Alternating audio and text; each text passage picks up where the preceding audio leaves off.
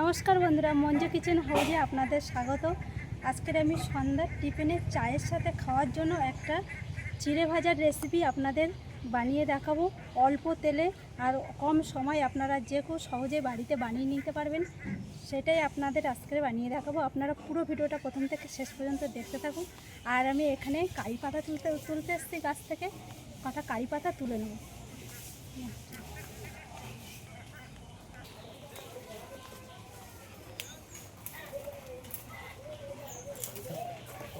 এতটা লাগবে না, বেশি করে নিয়ে নিলাম। এবার বাড়ি চলে যাবো, সোজা গিয়ে রেসিপিটা শুরু করব। আপনারা দেখতে থাকুন। আমি এখানে 200 গ্রাম চিড়ে নিয়েছি। চিড়েটা একটু পরিষ্কার করে নেবো। একটা কুলো নিয়েছি, কুলো দিয়ে ঝেড়ে পরিষ্কার করে নেবো। আর চিড়ের মধ্যে অনেক ধান আছে বা এরকম তুষ আছে, এগুলো একটু পরিষ্কার করে নিতে হবে।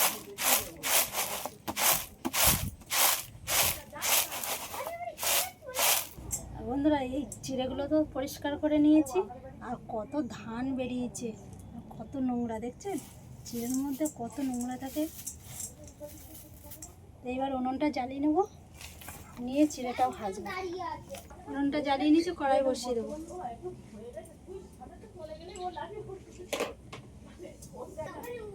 কিছু মশলা নিয়েছি, একদম হালকা করে ভেজে নেব খালি কড়াইতে। গোটা ধনে, কয়েকটা গোলমরিচ আর জিরে সবগুলো দিয়ে দিচ্ছি একসাথে।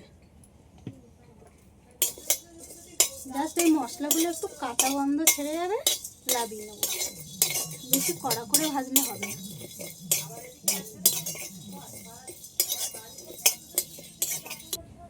মশলাটা ভাজা হয়ে গেছে, আবার লাবিয়ে মধ্যেই ঢেলে দিলাম। এই ভাজা মশলাটার মধ্যে অল্প করে একটু আমচুর পাউডার দিয়ে দিচ্ছি। আর এই আমচুর পাউডারটা আমার বাড়িতেই বানানো, আমার এই চ্যানেলের ভিডিওতেই দেওয়া আছে বাড়িতে কিভাবে বানিয়েছি। সবগুলো একসাথে একটু ভালো করে গুঁড়ো করে নেব। আপনারা চাইলে এটা মিক্সিতেও করে নিতে পারেন। এই বাটির মধ্যে অল্প করে জল নিয়েছি, এর মধ্যে একটু অল্প করে লবণ দিয়ে দিচ্ছি। লবণটা জলের সাথে একটু ভালো করে এইভাবে গুলে নেব।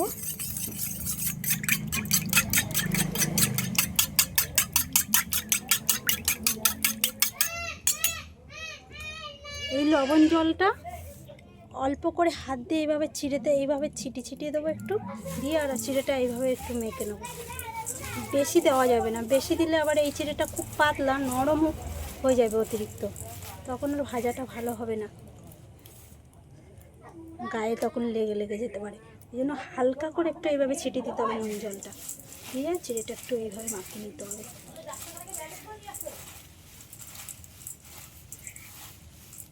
সব চিড়েগুলো এইভাবে একইভাবে একটু ভালো করে মেখে নেব। আর আমি এই চিড়েটা কিন্তু একদম অল্প তেলে ভাজবো, বেশি তেলে ভাজবো না। হালকা করে সাদা তেল দিয়ে দিচ্ছি কড়ার মধ্যে। তেলটা ভালো করে কড়ার গায়ে এইভাবে একটু লাগিয়ে দেবো।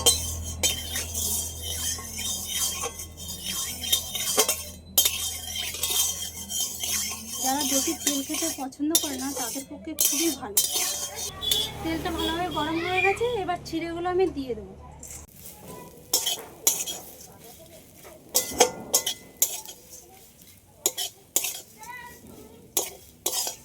আর একভাবে চিড়েগুলো দেওয়ার পরে এইভাবে খুন্তি দিয়ে নাড়তে হবে, নাহলে কিন্তু পুড়ে যেতে পারে।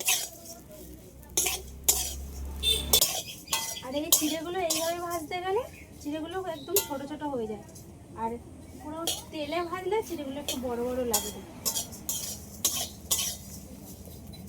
আর বন্ধুরা, এই চিড়েগুলো ভাজতে গেলে একদম অল্প আঁচে কিন্তু ভাজতে হবে, বেশি জোরে জাল দিলে কিন্তু পুড়ে যাবে।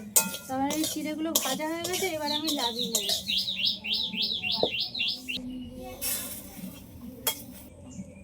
কারি পাতাগুলো এবার ভেজে নেব।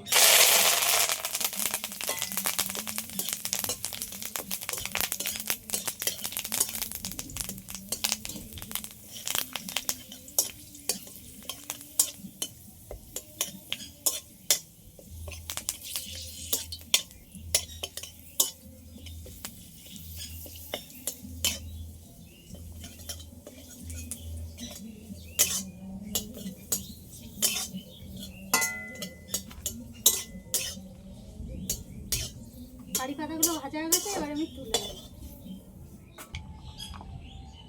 অল্প করে নারকেল এরকম স্লাইস করে কেটে নিয়েছি, এগুলো একটু ভেজে নেব।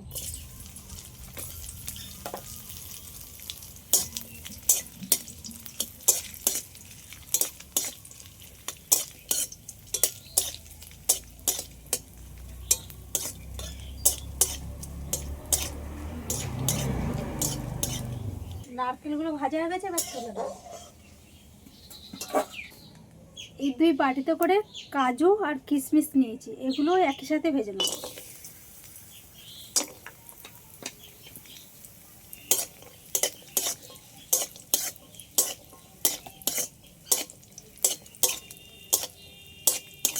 এই কাজু আর কিশমিশটা হালকা করে ভেজে নিয়েছি, এটাও তুলে নিচ্ছি।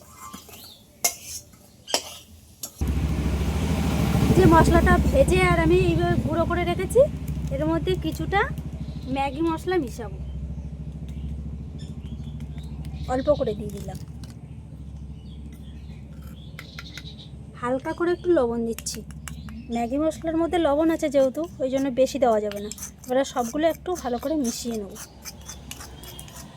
নারকেল আর কাজু কিশমিশ আর কারি পাতা যেগুলো ভেজে রেখেছি, এগুলো সব একসাথে একটু ওই চিড়ের মধ্যে দিয়ে সব মিশিয়ে নেব।